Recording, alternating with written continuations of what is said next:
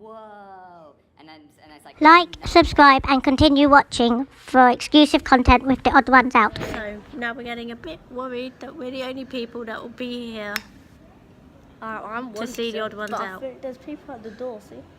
Oh, there are people at the door. That's alright. Huh? They're all trying to sneak in. Just a table in a room with a table in a room. I mean, I'm a creator, but I guess we improvise. have to improvise. What do you mean improvise?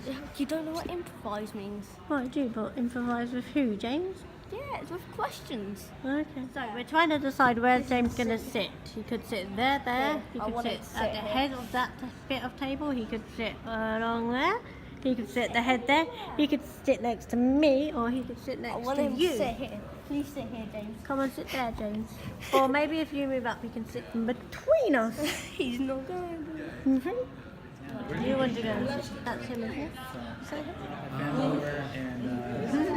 hey. Do I should I go over there and talk to him? Like, come on over.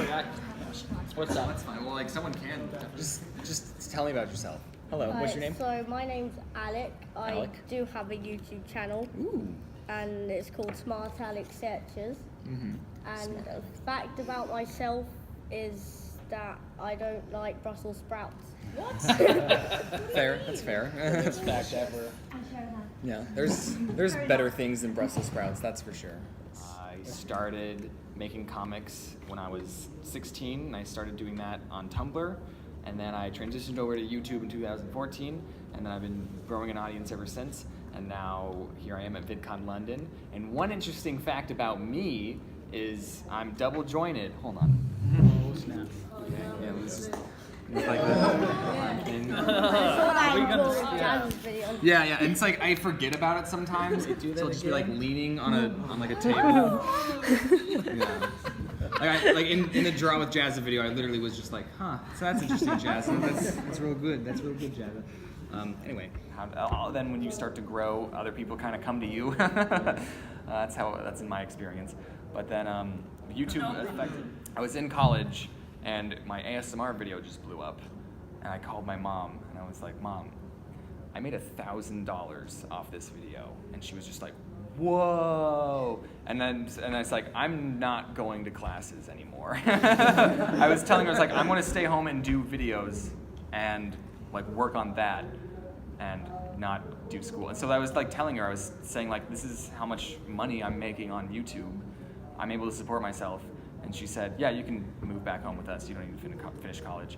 So my mom was supportive of my YouTube. My parents were supportive of my YouTube, but they told me to like get a real job, do YouTube. That's another thing, is that like if YouTube is your hobby right now and it's not your career, then you don't need to be that stressed out about it. You know, you just can work and upload at your own pace. Literally my thought process was that if I was a math teacher, I'll have summers off and I'll have just more time to work on cartoons. So really I was choosing a career so I could do cartoons, but fortunately I was able to do that full time. So yeah. Exactly, I got and dreams come true at the end. And I pay people hourly, and so people like clock in, they say what they worked on, and then they clock out. And then I can look and see, oh, it took them 3 hours to do this background. That shouldn't be taking that long. And then I say like, hey, why did it take you this long? Blah blah blah. And then so I can manage people with that. That's like for background artists and point. So you asked if I fired someone. There's this girl who she had this time in and this time out, and I remembered, I was like, you weren't working, you were playing Minecraft. And I was playing Minecraft with her. I was like, you can like she had clocked in and out a time when she was playing Minecraft, and so I was like, at that point she was like, oh sorry, I was wrong and stuff, and so it made me like sort of like a little on edge about her. But if she like followed the rules and like I was happy with her work, I probably would have kept her. But it's just that there was that, and then she was still messing up. Like I was telling her how to do certain things, and she was still doing it wrong. And so it's just, hey, you're not.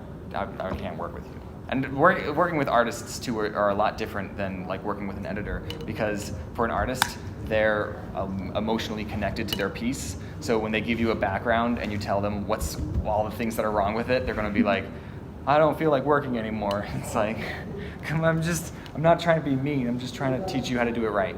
Where'd you find them then? So a lot of them, honestly, like with recommendations. There were other people that don't have a YouTube that are just artists that I discovered on Twitter. So I have this journal.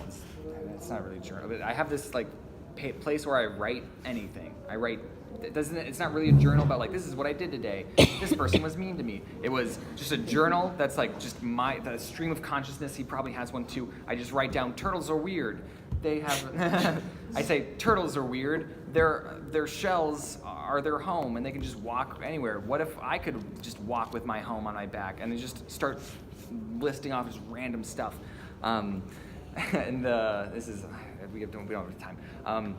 So I just think of like just random ideas, and usually that can spark an idea, things that I've thought about, and then I try and relate that to stories about my life, because that's usually how normal conversation goes. You say like, oh, I stepped on glass, and you say, me too. This is a story about how I stepped on glass one time. And so I usually like come up with a topic, right? So the topic for this one was hobbies, and that's how I can talk about Aikido, and it's how I can talk about, what did I talk about? I talked about ballerina and stuff.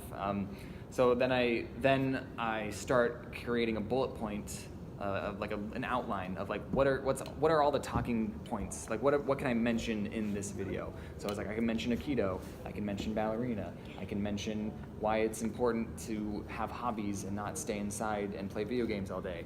I can talk about a bunch of other stuff that I'm drawing a blank on right now.